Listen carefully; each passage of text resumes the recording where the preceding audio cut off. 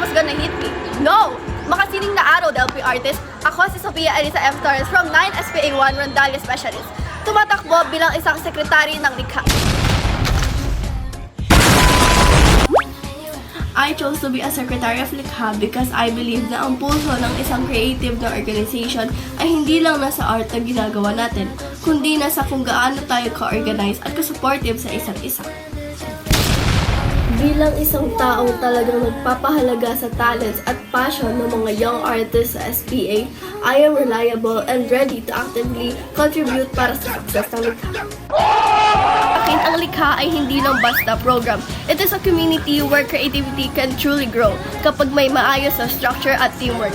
By serving as a secretary, I can support my fellow artists while also improving my own skills in organization, communication, and teamwork. These skills will help us turn our creative ideas into real projects and meaningful outputs. Sa posisyon na ito, makakatulong ako sa pag-organize sa mga initiatives at activities para maging smooth at maayos ang flow ng ating plano.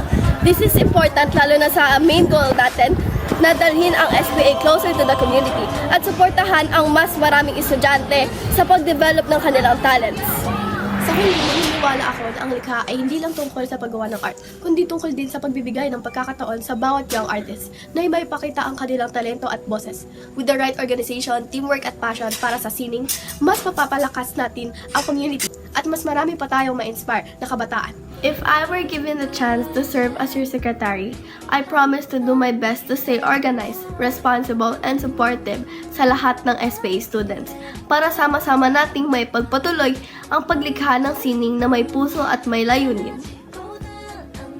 Kaya kung gusto nyo ng isang taong handang tumulong, makinig at magtrabaho para sa ating organisasyon, basta kay Sofia, ikaw ang mauna. Vote for Sofia! Vote for Ana Sofia Elisa Torres. Hehehe.